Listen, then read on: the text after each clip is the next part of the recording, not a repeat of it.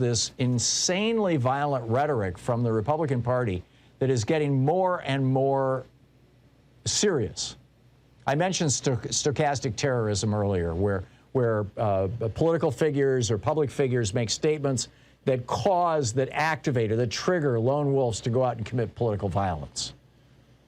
They don't say, hey, Ralph, go out there and kill somebody. No, instead they just, say, well, somebody needs to die. And poof, off it happens.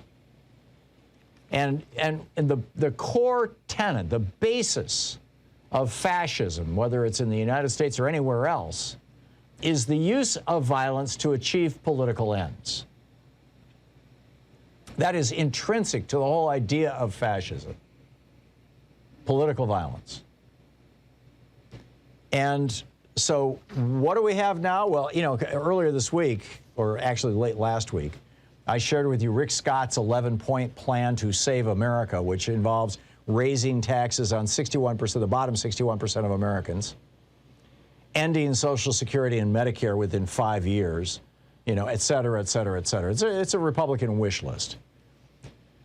And Rick Scott, that guy, the second richest guy in the United States Senate behind Mitt Romney, the guy who is, in my opinion, most likely going to be the Republican nominee for president in 2024, the guy who handles all the money going to Republicans who are running for election or re-election in the United States Senate, Rick Scott, he's got a multi-million-dollar slush fund here, essentially.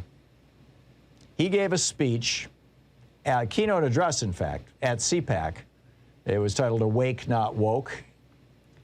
And I just have to share a couple paragraphs of this with you. This is, again, in the context of stochastic terrorism, of Republicans normalizing political violence. And can you imagine if this guy becomes president and he's still pitching this line that it's okay for Republicans to kill Democrats? Just listen to this. This is what Rick Scott said. He said, we survived the War of 1812, the Civil War, World War I, World War II, Korea, Vietnam, and the Cold War. But today, now keep in mind, these were all wars where Americans died and Americans killed a hell of a lot of people. He just recites them all. Yes, massive violence. And then he continues, but today we face the greatest danger we have ever faced. The militant left wing in our country has become the enemy within. So here you have a United States senator and the head Republican in charge of getting other Republicans elected to the Senate and the leading candidate for president in 2024 saying that Democrats are worse than the Nazis we fought in World War II. They're worse than Tojo and the Japanese fascists we fought in World War II. They're worse than the Confederacy that we fought in the Civil War. They're worse than Kim and the Chinese communists that we fought in Korea. I mean, really? They're worse than the British and the French who burned the White House in the War of 1812. He cites the War of 1812. He says the Democrats are worse than those people. He then continues. The militant left has, and I'm reading this is continuous. I'm not hopping around in his speech. This is, a 4-paragraph block here. The militant left has now seized control of our economy, of our culture, and of our country. Seized control.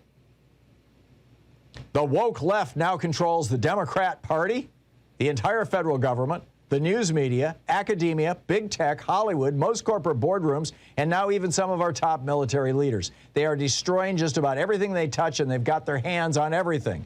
This is not the time to be timid. This is the time to be bold. In their new socialist America, everyone will obey, and no one will be allowed to complain. If you do speak up, boom, you will be canceled.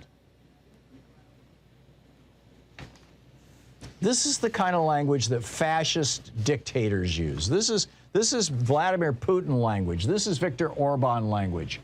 This is Mussolini language. This is how you tear a country apart, by saying my political opponents are evil and they're trying to destroy the country, and the battle is even a more consequential battle than a war in which we lost hundreds of thousands of soldiers. We have to be ready to, and then you got Donald Trump saying Americans should be ready to lay down their lives, which is kind of where I started this out. We've got a serious problem here.